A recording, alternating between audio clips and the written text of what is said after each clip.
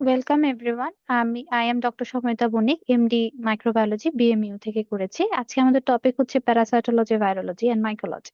তো আমাদের ফার্স্ট আমরা শুরু করব হচ্ছে এমসিকিউ দিয়ে। তো ফার্স্ট কোয়েশ্চেন আমরা যদি দেখি, বলেছি কি এখন যেটা আমাদের জন্য একটা আসলে হট টপিক হিসেবে, কারণ যেই যেই জিনিসগুলা হচ্ছে আমাদের আশেপাশে হয় ওইগুলা থেকে সাধারণত আমাদের কোয়েশ্চেনও সাধারণত বেশি আসে, ঠিক আছে? তাহলে সেই হিসাবে মিজেলস আমাদের জন্য একটা ইম্পর্টেন্ট, খুবই ইম্পর্টেন্ট একটা টপিক। তো ফার্স্ট কোয়েশ্চেনটা হচ্ছে আমাদের মিজেলস নিয়ে। তো ফার্স্ট কি বলেছে যে মিজেলস ভাইরাস ইনফেকশন। আচ্ছা, এটা থেকে আমাদের স্টেম গুলো আমরা যদি দেখি, ফার্স্ট কি বলেছে যে রেজাল্টস ইন নিউমোনিয়া। ওকে, এটা হচ্ছে ট্রু, কারণ এটা একটা complication of measles. Then results in encephalitis, that is also a complication of measles. তারপরে কি বলছে, আন্ডারগোস এন্টিজেনিক ড্রিফট। আচ্ছা, আমরা মনে রাখবো সবসময় অ্যান্টিজেনিক শিফট এবং ড্রিফট এই দুইটা কার ক্ষেত্রে হয়, সাধারণত সেগমেন্টেড ভাইরাসের ক্ষেত্রে হয়। কিন্তু আমাদের যে মিজলস ভাইরাস, এটা হচ্ছে আমাদের একটা নন সেগমেন্টেড ভাইরাসের মধ্যে পড়েছে, সো এখানে কখনোই অ্যান্টিজেনিক শিফট বা ড্রিফট হবে না। নেক্সট কি বলছে যে রেসপন্স টু অ্যাসাইক্লোভির, আমরা সবসময় খেয়াল রাখবো অ্যাসাইক্লোভির ড্রাগটা আমরা সাধারণত হারপিসের ক্ষেত্রে ইউজ করি, ঠিক আছে? হারপিস, সিমপ্লেক্স ভাইরাস 1 2 এগুলাতে আমরা সাধারণত অ্যাসাইক্লোভির ড্রাগটা ইউজ করি। মিজলস এর ক্ষেত্রে আসলে কোনো অ্যান্টিভাইরাল থেরাপি নেই। আর না, লাস্ট ওয়ান কি বলেছে, ইজ প্রিভেন্টেড বাই ভ্যাকসিনেশন। অবশ্যই আছে, এবং একটা লাইভ ভ্যাকসিন আছে মিজলস এর জন্য, যেটা আমরা সাধারণত দুইটা শিডিউলে দেই, যে 9 মান্থস এন্ড 15 মান্থসে, ঠিক আছে? একটা এমআর ভ্যাকসিন দেওয়া হয়, ইপিআই শিডিউলে আমাদের আছে, ঠিক আছে? তাহলে এখানে তাহলে ট্রু হলো এ, বি আর ই। নেক্সট হচ্ছে কি, আমরা যদি ওই যে কমপ্লিকেশনের কথাগুলো বলছিলাম, যেটা এখানে সবচেয়ে বেশি ইম্পর্টেন্ট মিজেলস এর জন্য, অলওয়েজ মনে রাখবো যে সবচেয়ে ইম্পর্টেন্ট টপিক হচ্ছে গিয়ে আমাদের কমপ্লিকেশনস অফ মিজেলস, ঠিক আছে? আচ্ছা, নেক্সট যদি আমরা যাই, সেটা হচ্ছে গিয়ে কি বলেছে যে অ্যাবাউট প্রিভেনশন অফ এইচপিভি। আচ্ছা, এইচপিভি থেকে কোয়েশ্চেন খুবই কমনলি আসে। তো এখানে আমাদের হচ্ছে প্রিভেনশন, মানে একটা ভ্যাকসিন আছে আমাদের, যেটা হচ্ছে গার্ডাসিল 9, এটা রিলেটেড কোয়েশ্চেন আছে, ঠিক আছে? তাহলে প্রথমে কি বলেছে যে Gardasil 9 is a recombinant sub unit vaccine, যেটা হচ্ছে গিয়ে 9 টাইপ অফ এইচপিভি। আচ্ছা, গার্ডাসিল আমাদের এখানে যেটা দেওয়া হয় সেটা হচ্ছে 4, ঠিক আছে? গার্ডাসিল 4 মানে 4টা সেরোটাইপের এগেনস্টে দেওয়া হয়, বাট এখন নতুন রিসেন্টলি যেটা এসেছে সেখানে 9টা সেরোটাইপ অ্যাড করা হয়েছে, ঠিক আছে? এবং এটা অলওয়েজ মনে রাখবো, এটা একটা রিকম্বিনেন্ট সাব ইউনিট ভ্যাকসিন, এটা ট্রু। তারপর কি বলেছে যে it contains the major L1 capsid protein of type 6 11 and also 16 and 18, যেটা আমরা জানি যে মোস্ট কমন ভ্যাকসিন আমাদের আগে এই 4টা সেরোটাইপই ছিল, যে 6 11 আর হচ্ছে 16 18, ঠিক আছে? এগুলা দিয়েই সাধারণত কমন যে ডিজিজ গুলা হয় ওর ক্ষেত্রে ওই যে একটা সেরোটাইপ দিয়ে হয়। এর সাথে আরো 5টা অ্যাড করে গার্ডাসিল 9 বানানো হয়েছে, ঠিক আছে? তারপর কি বলছে যে prevent cervical, penile and anal carcinoma, এটা অবশ্যই ট্রু হবে। এই 3 জায়গায় হচ্ছে গিয়ে কার্সিনোমা করে, এই 3টাই গার্ডাসিল প্রিভেন্ট করতে পারবে। সাথে কি করতে পারবে, 6 11 দিয়ে কি হয়, আমাদের সাধারণত বিনাইন জেনিটাল ওয়ার্ডস হয়, সেটাও প্রিভেন্ট করা সম্ভব। তারপর কি বলেছে যে Gardasil is recommended for both male and females, এবং এইজটা হচ্ছে আমরা খেয়াল রাখবো 9 to 26 পর্যন্ত সাধারণত গার্ডাসিল দেওয়া উচিত, ঠিক আছে? আচ্ছা, তা এটা আমরা সবসময় খেয়াল রাখবো। সবাই বলে কি যে এইচপিভি ভ্যাকসিন আমরা সাধারণত ফিমেলদের দেওয়া দিয়ে থাকি, কিন্তু এখন যেটা আমাদের নতুন রেকমেন্ডেশন আসতেছে, যেটাতে আমরা মেল এবং ফিমেল দুজনকেই দিতে পারবো। তাহলে এখানে সবগুলা সেম আমাদের ট্রু। নেক্সট কোয়েশ্চেনে যদি আমরা যাই, যে ইনফ্লুয়েঞ্জার ড্রাগ। আচ্ছা, ইনফ্লুয়েঞ্জার ড্রাগ কি কি আছে আমরা যদি একটু দেখি, যে অনেক ধরনের ড্রাগ আছে, যেমন অসেলটামিভির আছে, জেনামিভির, প্যারামিভির, ভ্যালক্সাভির আর অ্যামান্টাদিন, রিমান্টাদিন, এগুলো হচ্ছে একদম আমাদের ওল্ড ড্রাগের মধ্যে পড়ে আর কি, পুরান ড্রাগের মধ্যে পড়ে, যেগুলো এখন সাধারণত অত বেশি রিকমেন্ড করা হয় না, ঠিক আছে? তো এখান থেকে আমাদের মেইনলি যেটা লাগে যে ড্রাগ গুলার নাম এবং কোনটা কোন জায়গায় কাজ করে, ঠিক আছে? যেমন অসেলটামিভির যেটা বা জেনামিভির, মিভির দিয়ে নাম যেগুলো, সেগুলো সাধারণত নিউরোঅ্যামানিডেজ এর সাথে ব্লকিং করে ইনহিবিশন করে, ঠিক আছে? আর ভ্যালক্সাভির যেটা, এটা হচ্ছে আমাদের ক্যাপ স্ন্যাচিং একটা অংশ আছে, যেটা রেপ্লিকেশনেরই পার্ট ইনফ্লুয়েঞ্জার, সেখানে হচ্ছে গিয়ে ভ্যালক্সাভির কাজ করে। আর রিমান্টাডিনটা M2 আয়ন চ্যানেলের উপর কাজ করে। এটা যদি নাও মনে থাকে, অ্যাটলিস্ট আমরা নিউরোঅ্যামাইনেজ ইনহিবিটর কারা, এই 3টা নাম আমরা মনে রাখবো, ঠিক আছে? আর সবগুলা ইনফ্লুয়েঞ্জার ড্রাগের আমাদের মনে রাখতে হবে, ঠিক আছে?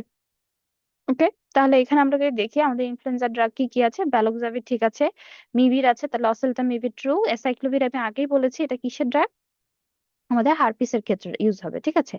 আর যেটা ল্যামিভিউডিন, এটা হচ্ছে আমাদের হার্ট থেরাপির একটা ড্রাগ, তো এটা হচ্ছে আমাদের অ্যান্টি রেট্রোভাইরাল ড্রাগ। আর জেনামিভির যেটা, এটা হচ্ছে গিয়ে ইয়েতে পড়ছে, ইনফ্লুয়েঞ্জা ড্রাগে। নেক্সট কোয়েশ্চেনে যদি আমরা যাই, disadvantages of rota virus vaccine. আচ্ছা, এখানে আমাদের অ্যাকচুয়ালি রোটা ভাইরাস দিয়ে বোঝাতে চাচ্ছে রোটা ভাইরাসের লাইভ ভ্যাকসিন, সেটার ডিসঅ্যাডভান্টেজেস কি কি হতে পারে। তাহলে আমরা প্রথমে যদি দেখি এটা কি বলছে, ইন্টেস্টাইনাল ইমিউনোগ্লোবুলিন এ ইনডিউস করে। এটা হচ্ছে অ্যাকচুয়ালি আমাদের ইয়েতে এটা ডিসঅ্যাডভান্টেজ না, এটা একটা অ্যাডভান্টেজ, যেটা একটা ইন্টেস্টাইনাল ইমিউনোগ্লোবুলিন এ তৈরি করছে। তাহলে এটা অবশ্যই লাইভ ভ্যাকসিনের একটা অ্যাডভান্টেজ।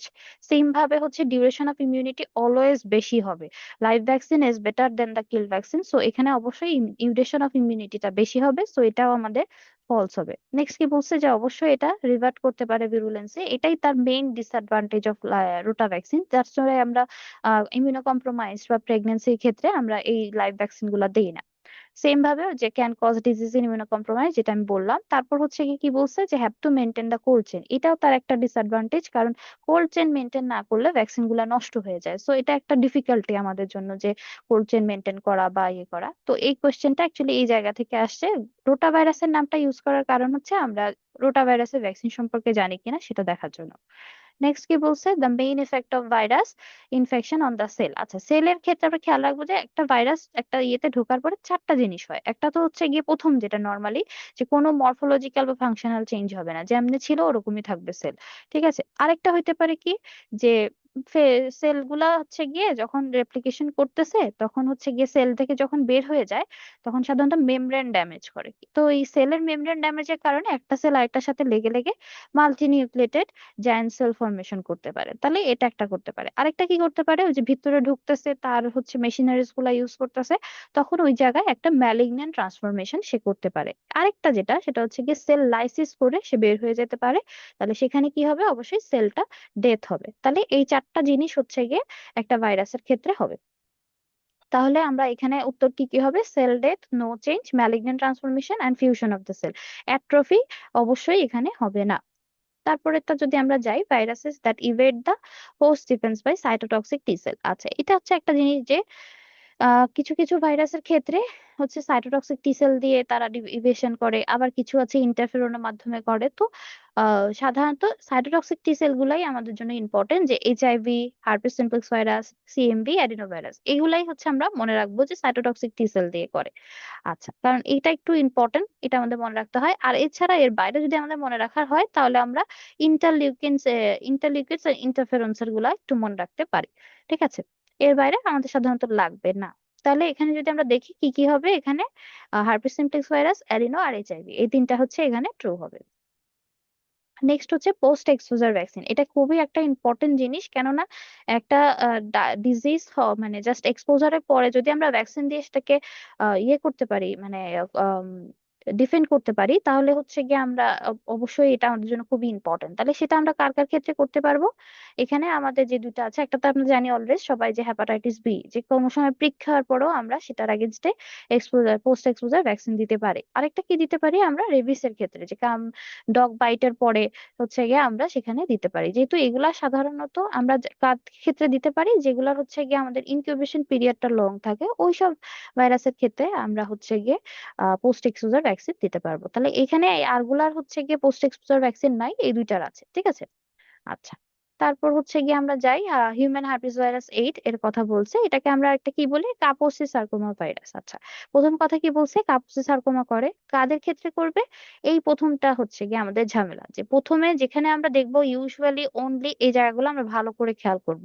কারণ সাধারণত যেখানে অনলি ইউজুয়ালি থাকে, ওইটা সাধারণত ফলসই থাকে, কারণ অনলি ইউজুয়ালি দিয়ে প্রশ্ন হয় না। ঠিক আছে, তাহলে causes Kaposi sarcoma only in H patient, যদি ওই অনলিটা না থাকতো তাহলে এই জিনিসটা ট্রু হতো। যেহেতু অনলি না, কারণ এটা অন্যান্য নন এজ পেশেন্টের ক্ষেত্রেও কাপোসি সার্কোমা করতে পারে।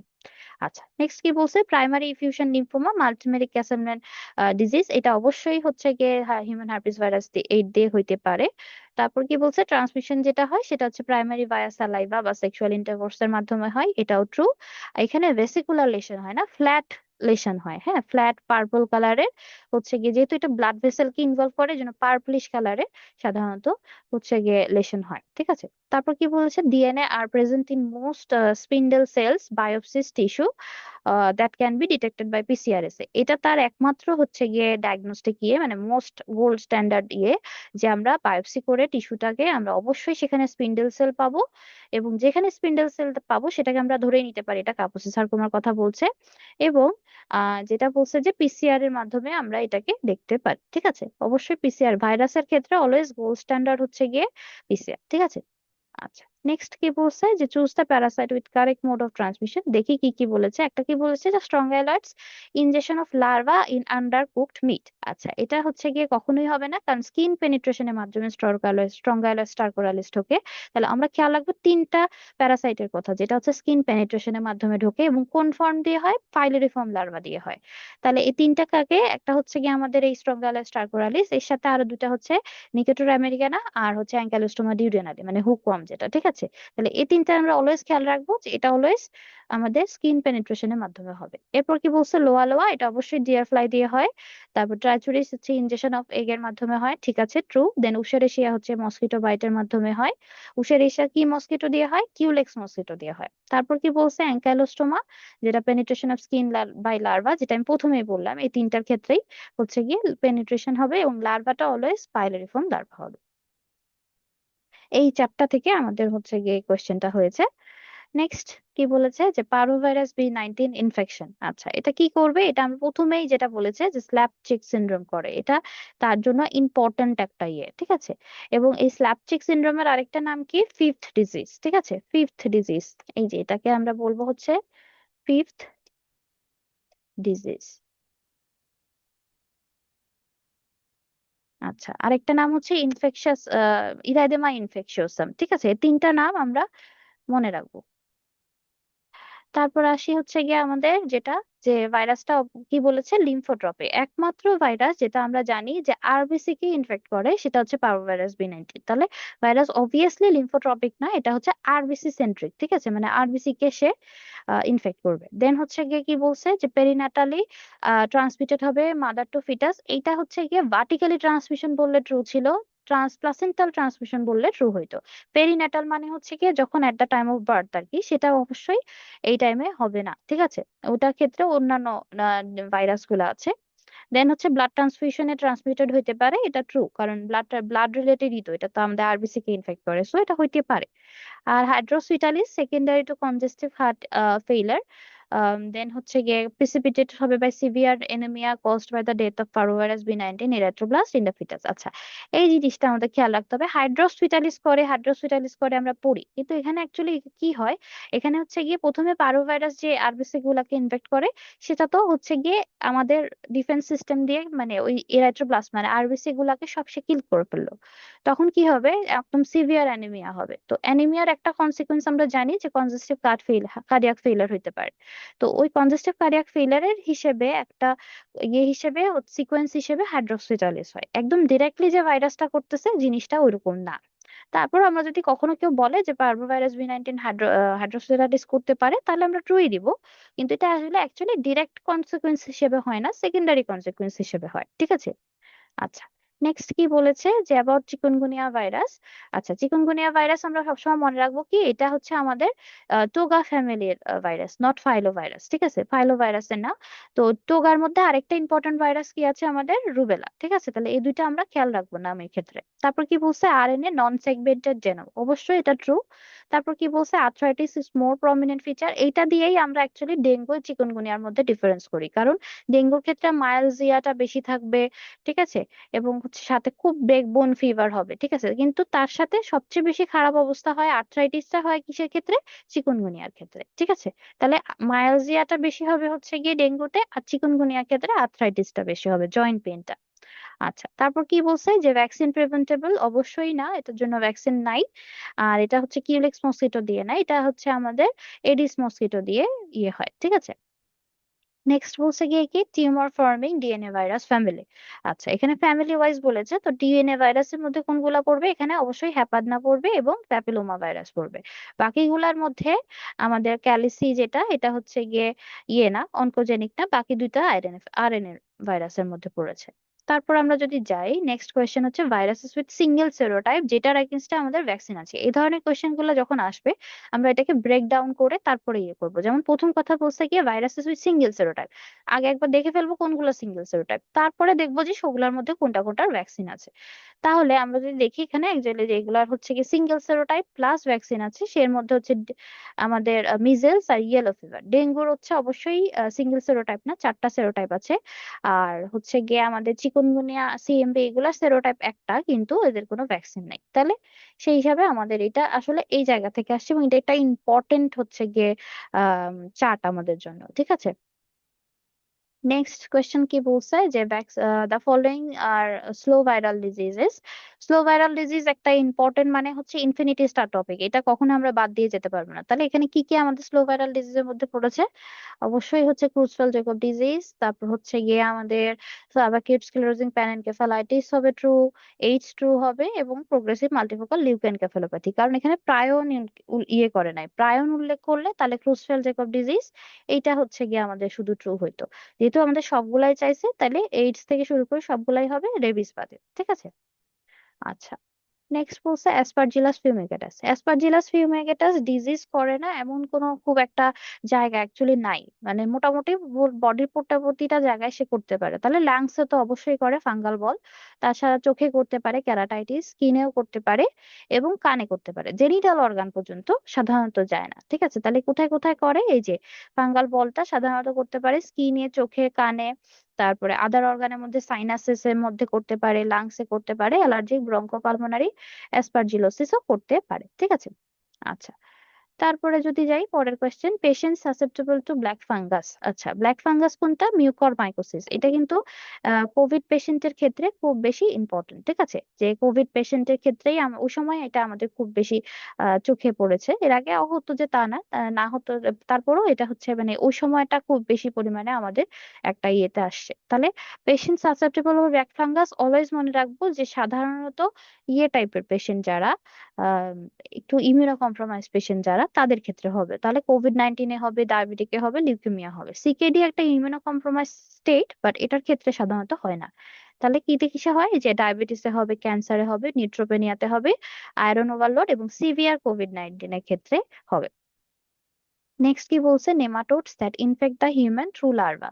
আচ্ছা, লার্ভা দিয়ে কাদের কাদের হচ্ছে কি ইয়ে হবে? একটা তো ট্রাইচিনেলা দিয়ে, তারপর স্ট্রঙ্গাইলয়েডস আর অ্যানাইসাকিস, এই তিনটা হচ্ছে গিয়ে লার্ভা দিয়েই হয়। কিছু ইনজেকশনের মাধ্যমে হয়, কিছু ইয়ের মাধ্যমে হয়, ঠিক আছে। যে স্কিনের দিয়ে ঢুকবে, আর কিছু মিট বা ফিশ ইনজেকশনের মাধ্যমে হচ্ছে গিয়ে ঢুকতে পারে, ঠিক আছে। আচ্ছা, নেক্সট কি বলছে? যে অ্যাবাউট সিস্টোসোমা। সিস্টোসোমার ক্ষেত্রে যেটা ইম্পর্টেন্ট সেটা হচ্ছে আমাদের সিস্টোসোমা হচ্ছে গিয়ে আমাদের হেমাটোবিয়াম যেটা, কারণ এটা একটা অনকোজেনিক প্যারাসাইট, তাই তো। তাহলে এখানে অবশ্যই আমাদের এটার একটা ডেফিনেটিভ হোস্ট আছে, সেটা কি? অবশ্যই হচ্ছে গিয়ে ডেফিনেটিভ হোস্ট স্নেল না, ইন্টারমিডিয়েট হোস্ট হচ্ছে স্নেল, আর ম্যান হচ্ছে এখানে ডেফিনেটিভ হোস্ট। তাহলে প্রথম দুইটাকে জাস্ট অল্টারেট করে দিয়েছে। তারপর কি বলছে? Large terminal spined egg are found under microscope for Schistosoma haematobium. এটা হচ্ছে আমাদের সব সময় মনে রাখতে হবে, কারণ আমাদের যদি এসবিএ তেও দেয় তখন আপনাদের দেখবেন এই একটা কথা হচ্ছে কি আপনি পাবেন, যে লার্জ টার্মিনাল স্পাইন এগ, এইটা দিয়েই অ্যাকচুয়ালি ডায়াগনোসিস হয় সিস্টোসোমা, ঠিক আছে। তাহলে এটা আমরা যখন দেখবো তখন বুঝবো যে এটা সিস্টোসোমার কথা বলছে। তারপরে বলতেছে কি কি ড্রাগ অফ চয়েস হচ্ছে প্রাজিকুইন্টাল। সবগুলা হচ্ছে গিয়ে আমাদের যে ইয়েগুলো আছে, সিস্টোড গুলো আছে, এগুলার ক্ষেত্রে প্রাজিকুইন্টালই ইউজ হয় ড্রাগ অফ চয়েস, ঠিক আছে। তারপরে হচ্ছে গিয়ে আমাদের আহ নেমাটোডের ক্ষেত্রে সবগুলাতেই হচ্ছে আমরা ইয়ে ইউজ করি অ্যালবেন্ডাজল মেবেন্ডাজল, এক্সেপ্ট হচ্ছে স্ট্রঙ্গাইলাস স্টারকোডালিস। আচ্ছা, তারপর কি বলতেছে? যে সিস্টোসোমা ম্যানসনি যেটা, এটা ইন্টেস্টাইনাল ফ্লুক, এই জায়গাটাতে গন্ডগোল। এটা হচ্ছে গিয়ে কি হয় যে এই সিস্টোসোমা হচ্ছে অলওয়েজ আমরা মনে রাখবো ব্লাড ফ্লুক, হ্যাঁ।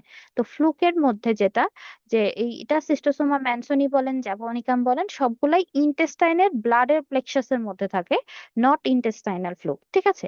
তাহলে এগুলো অবশ্যই ব্লাড ফ্লুক। নেক্সট হচ্ছে intestinal protozoa causing watery diarrhoea. তাহলে এখানে কি কি হচ্ছে আমাদের আছে, একটা তো ওয়াটারি ডায়রিয়ার মধ্যে জিয়ারডিয়া আছে, আর হচ্ছে ক্রিপ্টোস্পোরিডিয়াম আছে, বাকিগুলা এর মধ্যে এগুলা হচ্ছে আমাদের ব্যালান্টিডিয়াম বা এন্টামিবা, এগুলা হচ্ছে ইয়ে করে ডিসেন্ট্রি টাইপ মানে ব্লাড মিক্সড ডায়রিয়া করে। আর ট্রাইকোমোনাস যেটা, এটা হচ্ছে ডায়রিয়া করে না, এটা আমাদের ভেজাইনাইটিস করে। নেক্সট হচ্ছে লুমেন ডিউলিক ফ্লাজেলেটস। আচ্ছা, এটা একটা ইম্পর্টেন্ট কোয়েশ্চেন। তো এখানে কি কি হতে পারে, একটা হচ্ছে জিয়ারডিয়া হবে, ট্রাইকোমোনাস হবে, এন্টেরোমোনাস হবে, এই জায়গাটা থেকে আসছে। হেমোফ্লাজেলেটস গুলা সাধারণত বেশি আসে রাদার দেন দা লুমেন ডিউলিং ফ্লাজেলেটস। তো দুইটাই আমাদের জন্য ইম্পর্টেন্ট, তো এখান থেকে আমরা পড়ে ফেলবো। নেক্সট হচ্ছে কি Epstein bar virus is associated with, এটা একটা ইম্পর্টেন্ট টপিক। হারপিস থেকে প্রতি বছর একটা কোশ্চেন থাকবেই, এবং সাধারণত এপস্টেন বার ভাইরাস থেকেই বেশি থাকে। ঠিক আছে, তাহলে এপস্টেন বার ভাইরাস অ্যাকচুয়ালি কি কি করতে পারে, একটা তো বার্কিটস লিম্ফোমা করতে পারে, গ্ল্যান্ডুলা ফিভার করতে পারে, নাসোফ্যারিঞ্জিয়াল কার্সিনোমা করতে পারে। অস্টিন অ্যান্টিজেনের সাথে এর কোনো রিলেশন নাই, কমন কোল্ডও সে করে না। ঠিক আছে, তাহলে এখানে ইম্পর্টেন্ট যেটা সেটা হচ্ছে যে আমাদের এপস্টেন বার ভাইরাস দিয়ে যে যেই ডিজিজ গুলা হয়, এই জায়গাটা সবচেয়ে বেশি ইম্পর্টেন্ট ফর এক্সাম। ঠিক আছে। আচ্ছা, নেক্সট হচ্ছে একে কি বলছে রিগার্ডিং ডেঙ্গু ফিভার। আচ্ছা, এটা কি একটা arthropod borne virus of flavivirus family, যেটা ট্রু। তারপর কি বলছে it's mosquito vector Aedes aegypti is also capable of transmitting malaria parasite, এইটাও একটা ট্রু স্টেটমেন্ট। সবসময় আমরা অ্যানোফিলিসকে হচ্ছে গিয়ে ম্যালেরিয়ার জন্য দায়ী করি, এর সাথে একটা দেখবেন সবখানেই আছে পরীক্ষা, এটা খেয়াল রাখবেন যে ম্যালেরিয়ার জন্য হচ্ছে গিয়ে এডিস এজিপ্টিও করতে পারে। অ্যানোফিলিস দিয়েই mainly most important vector, but Aedes দিয়েও হইতে পারে। ঠিক আছে। আচ্ছা, তারপর হচ্ছে কি কি বলছে cause transient bone marrow suppression and neutropenia, এটাই মেইনলি সাধারণত ডেঙ্গু ফিভারে হয় দেখে আমাদের ওখান থেকে একটা ইয়ে হইতে পারে, বোন ম্যারো সাপ্রেশন নিউট্রোপেনিয়া হইতেই পারে। ঠিক আছে, একটা অল্প সময়ের জন্য হয়। আচ্ছা, তারপর যেটা বলছে যে haemorrhagic dengue causes DIC like syndrome, এটা একটা ইম্পর্টেন্ট একটা মেকানিজমের কারণে হয়, যেটা আমরা জানি এডিই হয়, যে অ্যান্টি অ্যান্টি যে জেন ডিপেন্ডেন্ট অ্যান্টিবডি ডিপেন্ডেন্ট এনহ্যান্সমেন্ট। হ্যাঁ, তো ওইটার কারণে হচ্ছে গিয়ে যে একটা পর্যায়ে পেশেন্টের হেমোরেজিক শক সিনড্রোম হয়, এবং হেমোরেজিক ডেঙ্গু থেকে সে ডিআইসি সিনড্রোমের দিকে চলে যায়। আচ্ছা, তারপর কি বলছে যে death associated with dengue virus are more frequently in adults, এটা ফলস। সাধারণত যে কোনো বাচ্চাদের ক্ষেত্রে এই জিনিসগুলা বেশি ঝামেলা করে। হ্যাঁ, যে অ্যাডাল্টের থেকে আমাদের বাচ্চাদের হচ্ছে গিয়ে একটু ইয়ে যে কি বলে এটাকে ও প্রতিরোধ ক্ষমতাটা সেটা সাধারণত বড়দের থেকে ইয়েদের বেশি থাকে, কম থাকে, মানে এক্সট্রিমস অফ এইজে, তাহলে ওদের ক্ষেত্রে ডেঙ্গুটা একটু বেশি ডিফিকাল্ট আর কি। ঠিক আছে। আচ্ছা, তারপর হচ্ছে গিয়ে tinea solium is associated with, tinea always মনে রাখবো, সোলিয়াম যেটা, হ্যাঁ সোলিয়াম লিখতে হচ্ছে ছোট, তাহলে ওইটা হচ্ছে গিয়ে আমাদের কি দিয়ে হবে, ওই পিক দিয়ে হবে। আর হচ্ছে গিয়ে যেটা আমাদের সেজাইন, এটা এটা হচ্ছে গিয়ে বিফ কনজাম্পশনে হবে। ঠিক আছে। আচ্ছা, বড়টা হচ্ছে মনে রাখবো যে পিক সাইজে ছোট, টিনিয়া সোলিয়াম লিখতে সাইজে ছোট, তাহলে পিক দিয়ে হবে। আর সেজাইনাটা লিখতে বড়, আর সাধারণত কাউ আমাদের পিগের থেকে বড় হয়, তাহলে সেই হিসেবে মনে রাখবো বড়টা হচ্ছে গিয়ে কাউ দিয়ে হচ্ছে। আচ্ছা, তাহলে বিফ কনজাম্পশন দিয়ে হচ্ছে সেজাইনাটা হবে। আর নিউরোসিস্টিক সার্কোসিস যেটা, সেটা টিনিয়া সোলিয়ামই করতে পারে, সাজাইনাটা দিয়ে হয় না। সো ওইখানের একটা ইয়ে হচ্ছে যে সেরেব্রাল সাইন্স থাকবে এবং কনভালশন থাকবে, সাথে ডায়রিয়া যেটা, এটা হচ্ছে টিনিয়া সোলিয়ামে নর্মালি হতে পারে। কিউটিনিয়াস লার্ভা মাইগ্রেন্স এর সাথে এর কোনো রিলেশন নাই। আর সেরেব্রাল সাইন কখনোই হচ্ছে গিয়ে নর্মাল অবস্থায় হয় না। কখন হয়, যখন হচ্ছে লার্ভাটা ওই সেরেব্রামের ওখানে গিয়ে লার্ভাটা যখন মরে যায়, তখন তার টক্সিক যে ইয়েগুলো আছে সেগুলা থেকে সেরেব্রাল সায়েন্স গুলো আসবে। কখনোই জ্যান্ত অবস্থায় মানে লার্ভা বেঁচে আছে ওই অবস্থায় সেরেব্রাল সায়েন্স আমরা পাবো না। এটা একটা ইম্পর্টেন্ট হচ্ছে গিয়ে স্টেম ফর টিনিয়া সোলিয়াম। তারপর কি বলছে envelope virus containing single stranded RNA, এখানে কিন্তু আমাদেরকে সিঙ্গেল স্ট্র্যান্ডের সাথে আরএনএও বলে দিছে এবং এনভেলপ বলে দিছে, তাহলে ওই একই কত আমরা মনে রাখবো, যে ভাগ ভাগ করে মনে রাখবো। তাহলে এখানে আমরা যদি দেখি কি কি আমাদের সিঙ্গেল স্ট্র্যান্ডেড আরএনএ, প্রথমে রোটা ভাইরাস আরএনএ ভাইরাস হওয়া সত্ত্বেও এটা কিন্তু ডাবল স্ট্র্যান্ডেড, তাহলে হবে না। Hepatitis E virus DNA virus, তা সরি এটা হচ্ছে গিয়ে এনভেলপ না, এটা হচ্ছে নন এনভেলপড। তারপর আসেন হচ্ছে করোনা, করোনার ক্ষেত্রে ঠিক আছে এনভেলপড এবং সিঙ্গেল স্ট্র্যান্ডেড, ইনফ্লুয়েঞ্জার ক্ষেত্রেও ঠিক আছে, রুবেলার ক্ষেত্রেও ঠিক আছে। আচ্ছা, তারপরে আসেন হচ্ছে গিয়ে আমাদের যে next question, vector borne disease. আচ্ছা, ভেক্টর বর্ন ডিজিজের মধ্যে আমাদের জন্য হচ্ছে গিয়ে একটা জিনিস ইম্পর্টেন্ট খেয়াল রাখতে হবে, যে শুধু মসকিটো বর্ন ডিজিজটা আমরা একটু আলাদা করে পড়বো এবং as a whole vector borne ডিজিজটা আমরা পড়বো, ঠিক আছে? আচ্ছা, তাহলে এখানে যদি আমরা দেখি ভেক্টরের মধ্যে জিকা ভাইরাস অবশ্যই এডিস দিয়ে ছড়ায়, হবে ট্রু। তারপর ফাইলেরিয়া কিউলেক্স দিয়ে হয়, ট্রু।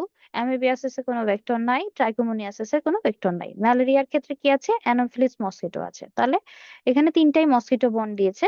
এর বাইরেও হইতে পারে, স্যান্ড ফ্লাই দিয়ে হইতে পারে, তারপরে যে ডিয়ার ফ্লাই দেখলাম ওটা দিয়ে হইতে পারে, তো সবগুলাই ওখানে ভেক্টর বর্নের মধ্যে পড়বে। দেন হচ্ছে গিয়ে statements are not true about rotavirus. আচ্ছা, দেখি এখানে আমাদের ফলস স্টেটমেন্ট গুলাকে ট্রু দিতে হবে। তাহলে এটা বলছে কি, প্রথমে বলছে non segmented double stranded RNA genome, এটা কি তার ক্ষেত্রে ট্রু? ট্রু। এর ক্ষেত্রে অবশ্যই ট্রু না, কারণ হচ্ছে গিয়ে কি রোটা ভাইরাসের ক্ষেত্রে এটা ট্রু না, তাহলে এই জন্য আমরা ট্রু দিচ্ছি, কারণ ফলস স্টেটমেন্টস চাইছে। কারণ এখানে যদি নন সেগমেন্টেড না দিয়ে বাকিটা দিত তাহলে ঠিক ছিল। তারপর কি বলছে, it causes gastroenteritis in young children, একটা ট্রু স্টেটমেন্ট দিছে, দ্যাটস ওয়াই এটা কি হবে? ফলস হবে। সেম ভাবে হচ্ছে transmitted by faeco oral route, একটা ট্রু স্টেটমেন্ট, সো এটা ফলস হবে। দেন রোটারিক্স হচ্ছে একটা লাইভ ভ্যাকসিন, তাহলে এটা কি? ফলস স্টেটমেন্ট দিছে, তাহলে আমরা ট্রু দিব। সেম ভাবে সিঙ্গেল সেরোটাইপের না, এটা 6টা সেরোটাইপ আছে, সো এটাও আমাদের ফলস দিতে হবে, ট্রু দিতে হবে, কারণ ফলস স্টেটমেন্ট দিছে। নেক্সট কি বলছে, যে হাইড্রাটিড সিস্টের ব্যাপারে। আচ্ছা, হাইড্রাটিড সিস্টের ক্ষেত্রে প্রথম কথা হচ্ছে ইকাইনোকক্কাস দিয়েই হয়, এবং এটার হচ্ছে সাধারণত দুইটা লেয়ার আমরা পড়বো। নর্মালি তিনটা লেয়ার থাকে, কিন্তু এটা আমাদের বইতে আছে দুইটা লেয়ার, তাহলে আমরা দুইটা লেয়ার হিসেবে পড়বো। তারপর কি বলছে, diagnosis is based on microscopic examination demonstrating the presence of brood capsules containing multiple protoscolices. এই কথাটা আমাদের এসবি এর জন্য ইম্পর্টেন্ট। যখনই আপনাকে একটা হাইড্রাটিড সিস্টের ইয়ে দিবে, বলবে কি একটা লিভারের সিস্ট পাওয়া গেছে, তারপর ওখান থেকে আমরা ফ্লুইড নেওয়ার পরে সেখানে ওই ফ্লুইডের মধ্যে আমরা ব্রুট ক্যাপসুল উইথ মাল্টিপল প্রোটোস্কোলিসিস দেখেছি, তাহলে সেটা অবশ্যই আমাদের হাইড্রাটিড সিস্ট হিসেবে ডায়াগনোসড হবে। তাহলে এই ব্রুট ক্যাপসুলের কথাটা আমাদের মুখস্থ রাখতে হবে। সেম ভাবে হচ্ছে গিয়ে এই যে if the cyst rupture spontaneously or during trauma or surgical removal, life threatening anaphylactic shock হয়। এই জিনিসটা আমাদের অ্যাজ আ ক্লিনিশিয়ানও সবসময় মনে রাখা উচিত, কারণ একটা সিস্ট যদি রাপচার হইতে পারে কোনোভাবে, ওই পেশেন্টকে আমরা কোনোভাবেই বাঁচাইতে পারবো না, ইন কেস ওটা হচ্ছে হাইড্রাটিড সিস্ট, ঠিক আছে? আচ্ছা, তারপর কি বলছে, খুবই বেশি অ্যানাফাইলাইটিক শক করে, খুবই, মানে একটু জাস্ট একটা ড্রপও যদি কোনোভাবে ব্লাডে চলে যায় তাহলে ওই পেশেন্টকে খুবই কষ্ট হয়ে যায় আমাদের বাঁচাইতে। তারপর কি বলছে, human are the definitive host for Echinococcus না, এটা হচ্ছে একটা ডেড এন্ড হোস্ট হিসেবে কাজ করে, মানে ইন্টারমিডিয়েট হোস্ট হিসেবে কাজ করে, ঠিক আছে? আচ্ছা, তারপর কি বলছে, free living amoebas causing meningoencephalitis. আচ্ছা, মেনিঙ্গো এনকেফালাইটিস করে এরকম free living amoeba, mainly free living amoeba আছে 4টা, তাই না? তার মধ্যে মেনিঙ্গো এনকেফালাইটিস করে 2টা, একটা হচ্ছে অ্যাক্যান্থামিবা আর একটা হচ্ছে নেগলেরিয়া ফাইলোরি, ঠিক আছে? বাকিগুলো এখানে ফ্রি লিভিং অ্যামিবাই না, তাহলে ওইটা আমাদের ফলস হবে। নেক্সট বলছে গিয়ে cyst found in the stool, মানে চোখ বন্ধ করে এই প্রশ্নটা অবশ্যই পড়তে হবে। কেউ যেন এই প্রশ্নটা কোনোদিন মিস না দেয়, কারণ এটা প্রায় 1 বছর পরে করে প্রতি বছরই প্রায় আসে, না হলেও 1 বছর অল্টারনেটে আসে, ঠিক আছে? এবং 9টা নাম আছে এখানে, এই 9টা নামই আমাদের মুখস্থ রাখতে হবে, এখান থেকেই প্রশ্ন আসে, ঠিক আছে? তাহলে সিস্ট আমরা পাই স্টুলে, কিসের কিসের? একটা হচ্ছে এন্ডোলিমাস ন্যানা। আচ্ছা, এইখানে একটা জিনিস আছে, টক্সোপ্লাজমা গন্ডিরকে আমরা ট্রু দিব না ফলস দিব? আমার মতে ফলস দেওয়া উচিত, কারণ কি টক্সোপ্লাজমা গন্ডিটা অ্যাকচুয়ালি হিউম্যান স্টুলে তো পাওয়া যায় না, এটা পাওয়া যায় হচ্ছে ক্যাটের ফিসিসের মধ্যে। তো ওনারা এখানে প্রশ্নটা যেহেতু স্টুল বলছে, হিউম্যান স্টুল বলে নাই, সেই জন্য হয়তো ট্রু দেওয়া হয়েছে। বাট আমার মতে এটা টক্সোপ্লাজমা গন্ডিটাকে এই লিস্টে না আনাই ভালো। এটা সাধারণত ইনজেকশনের মাধ্যমে হইতে পারে, যে সিস্ট ইনজেকশন হয়ে গেল তখন হইতে গেলে, তখন কিন্তু এটা সাধারণত হিউম্যান স্টুলে পাওয়া যায় না, ঠিক আছে? দেন হচ্ছে আইসোস্পোরা বেলি ট্রু, আর হচ্ছে জিয়াডিয়া ইন্টেস্টাইনালিস ট্রু, ঠিক আছে? আচ্ছা, নেক্সট বলছে কি ক্রিপ্টোকক্কাস নিওফরমেন্স, ঠিক আছে? ক্রিপ্টোকক্কাস নিওফরমেন্স একটা ইম্পর্টেন্ট ফাঙ্গাস, সেটা হচ্ছে অবশ্যই কি করতে পারে, এটা একটা হচ্ছে গিয়ে অপরচুনিস্টিক ফাঙ্গাস, তাই না? এটা হচ্ছে গিয়ে সাধারণত হাইফি ফর্ম করে না, ইস্ট ফর্মে এটা থাকে, যে ডাইমরফিক না কিন্তু, হ্যাঁ, এটা কিন্তু জাস্ট একটা ইস্ট ফর্মে থাকে, এবং এটা পলিস্যাকারাইড ক্যাপসুল আছে, এটা একটা তার সবচেয়ে আউটস্ট্যান্ডিং প্রপার্টি। এবং এটা ডাইমরফিক না, আমি আগেই বলেছি। দেন হচ্ছে গিয়ে ইনফেকশনটা অবশ্যই ইনহেলেশনের মাধ্যমে হইতেই পারে, এবং ইনফেকশন ইমিউনো কম্প্রোমাইজ পেশেন্টই হবে, বেসিক্যালি সাধারণত এইডস পেশেন্টের ক্ষেত্রে বেশি হয়, ঠিক আছে? আচ্ছা, নেক্সট হচ্ছে আমাদের, তাহলে আমাদের এমসিকিউ শেষ, আমরা শুরু করব এসবি। এসবি শুরু করার আগে একটা অ্যাডভাইস, সেটা হচ্ছে কি যে কোনো কোয়েশ্চেন আমরা অবভিয়াসলি দুইবার পড়বো। কারণ দুইবার না পড়লে জিনিসটা দেখা যায় যে আমাদের মেইন বেসিক ক্লুটা আমাদের ভুল হয়ে যেতে পারে, যেটা আমরা ধরতে না পারি। ঠিক আছে, তাহলে অবশ্যই একটা এসবি কোয়েশ্চেন আমরা দুইবার পড়ে তারপরে অ্যান্সার করবো, যাতে আমাদের ভুল না হয়।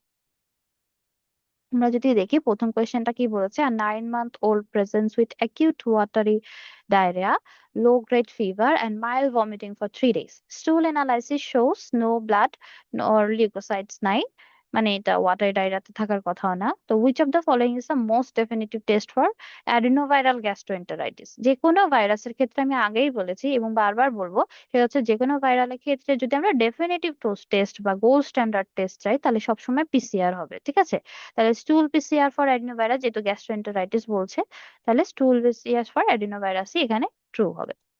নেক্সট কোয়েশ্চেনে যাই। A 45-year-old HIV male patient presents with multiple violaceous lesions আছে on his limb and oral mucosa. তার ডেফিনেটিভ ডায়াগনোসিস করব কিভাবে? কাপোসি সার্কোমা। এটা আমি আগেই পড়ানোর সময় বলেছি যে স্কিন বায়োপসি দিয়ে হিস্টোপ্যাথোলজি করার পরে সেটাকে আমরা পিসিআর করব।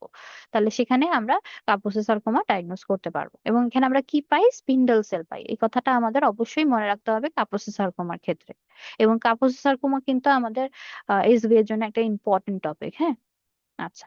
নেক্সট নেক্সট নেক্সট হচ্ছে গিয়ে কি, 60-year-old diabetic patient develops rapidly progressive facial swelling, black eschar হইতে পারে প্যালেটে এবং ফিভারে। আচ্ছা, নিয়ে আসছে ডায়াবেটিক বলছে, ব্ল্যাক কালারের হচ্ছে এস্কার নিয়ে আসছে, তাহলে এটা কি হইতে হবে? অবশ্যই মিউকরমাইকোসিস হবে। এটার জন্য মোস্ট রিলায়েবল ডায়াগনস্টিক মেথড চেয়েছে। আচ্ছা, রিলায়েবল ডায়াগনস্টিক মেথড অবশ্যই মিউকরমাইকোসিসের ক্ষেত্রে আমরা হিস্টোপ্যাথোলজি করে টিস্যু বায়োপসি নিব। সাধারণত এখানে কি হয়, আমাদের যে পেশেন্টের ব্লাড ভেসেল গুলাকে অক্লুড করে ফেলে, তো ওই জায়গায় আমরা এই ধরনের ফাঙ্গাস গুলা, এইটার ক্ষেত্রে, তারপর হচ্ছে নিমোসিস্টিস জিরোভেসি, এগুলার ক্ষেত্রে আমরা হিস্টোপ্যাথোলজি হচ্ছে আমাদের একটা ইম্পর্টেন্ট টুল ফর ডায়াগনোসিস। ঠিক আছে, তাহলে আমরা হিস্টোপ্যাথোলজি করে ডায়াগনোসিস করব। এটার ক্ষেত্রে নিউমোসিস্টিস এর ক্ষেত্রে এগুলো নর্মাল স্টেনিং এ কিন্তু আসে না। ঠিক আছে, নেক্সট হচ্ছে 2-year-old girl presented with fever, cough, runny nose and small white papules in her buccal mucosa. Positive agent. আচ্ছা, এখানে যেটা বলছে যে ফিভার, কাফ, রানী নোজ, এটা আমাদের এখনকার হট টপিক, যে কাফ, করাইজা এন্ড কনজাংটিভাইটিস এর সাথে কপ্লিক স্পট থাকলে আমরা মিজেলস বলবো। ঠিক আছে, তাহলে এখানে পজিটিভ অর্গানিজম কি? মিজেলস। মিজেলস এর আরেকটা নাম হচ্ছে রুবিওলা, রুবিওলা ভাইরাস। ঠিক আছে, তাহলে এখানে সি হচ্ছে ট্রু হবে। নেক্সট হচ্ছে ইয়ে কি বলছে, নন ইমিউনাইজড হেলথ কেয়ার প্রোভাইডার প্রিকড হয়ে গেছে নিডল দিয়ে, তখন আমরা এটা একটা হেপাটাইটিস ভাইরাসের পেশেন্টের ইয়ে দিয়ে, তখন আমরা তার জন্য কি করব? অবশ্যই এটা একটা ইয়ে আছে যে প্রথমে আমাদের কি করতে হয়, পেশেন্টটা যদি এখানে আমাদের বলে দিছে যেহেতু নন ইমিউনাইজ, না হলেও যদি আমাদের আননোন থাকে যে আমি জানি না তার ভ্যাকসিন স্ট্যাটাস, তার ক্ষেত্রে আমরা কি করি, যে তাকে আমরা অবভিয়াসলি একটা বুস্টার ডোজ দিয়ে দিই। ঠিক আছে, আর একটা যেটা হইতে পারে যে আমরা তারপরে তার 1 মাস পরে টাইটার দেখলাম, টাইটার দেখার পরে যদি তার টাইটার ঠিক না থাকে, যদি আমাদের 10-এর নিচে হয় তাহলে হোল ভ্যাকসিনেশন লাগবে, আর যদি 10-এর থেকে উপরে থাকে তাহলে আমরা সেখানে একটা বুস্টার ডোজ দিয়ে দিই। ঠিক আছে, আর যদি একদমই ইমিউনাইজ না থাকে তখন আমরা হচ্ছে রিভ্যাকসিনেশন করি। আর এখানে যেমন বলেই দিছে আমাদেরকে যে নন ইমিউনাইজ পার্সন, তাহলে অবশ্যই আমাকে তার ফুললি ভ্যাকসিনেশন শিডিউলটা মেনটেন করতে হবে, এবং সেখানে আমরা ওই পেশেন্টকে এক আর্মে হচ্ছে ভ্যাকসিন দিব, আর এক আর্মে হচ্ছে ইমিউনোগ্লোবিন দিব। ঠিক আছে, এই দুইটা আমাদের একসাথে দিতে হবে। নেক্সট বলছে Parasite that causes acute appendicitis. আচ্ছা, অ্যাকিউট অ্যাপেন্ডিসাইটিস করতে পারে কারা কারা? আমাদের এখানে একমাত্র অ্যাসকারিস লাম্ব্রিকরিস, যেটা এটাই করতে পারে, আরো আছে অনেকগুলো, এর মধ্যে অ্যাসকারিসটাই হচ্ছে গিয়ে করতে পারে। নেক্সট হচ্ছে person came to DMC from Gazipur, history of fever আছে 2 মাস ধরে, কেস অফ কালাজ্বর ধরছে। ঠিক আছে, আচ্ছা, তারপর কি বলছে, যে পেশেন্টের জন্য সবচেয়ে মোস্ট সেনসিটিভ স্ক্রিনিং টেস্ট বলছে, এটা খেয়াল রাখতে হবে কোনটা আমাদের বলছে। যদি গোল্ড স্ট্যান্ডার্ড টেস্ট বলতো তাহলে আমরা স্প্লেনিক বায়োপসি দিতাম, যদি স্ক্রিনিং টেস্ট বলছে তাহলে অবশ্যই RK39 হচ্ছে মোস্ট সেনসিটিভ। আচ্ছা, তারপরে আমরা যদি যাই এবার নেক্সট কোয়েশ্চেনে, সেটা হচ্ছে গিয়ে কি, যে 20-year-old boy came to you with history of virus infection after skin penetration. Following virus can transmit through skin except আচ্ছা স্কিন পেনিট্রেশন দিয়ে কোন কোন ভাইরাসের ইয়ে হইতে পারে এবং স্কিন দিয়ে হয় না কোনটা সেটা জানতে চাইছে। তাহলে এখানে আমাদের অবশ্যই সিএমভি হবে, কারণ rabies, yellow fever, dengue, HIV এগুলো সবগুলা স্কিন রিলেটেড। যেমন রেবিস বাইট দিয়ে হয়, ডগ বাইটে হয়। ইয়েলো ফিভার, ডেঙ্গু এগুলো মসকিটো বাইটে হয়। আর এইচআইভিটা অবশ্যই আমাদের ওই যে স্কিনে যে নিডেলের প্রিন্ট হইলে ওইগুলা থেকে আমাদের স্কিন দিয়ে হইতে পারে।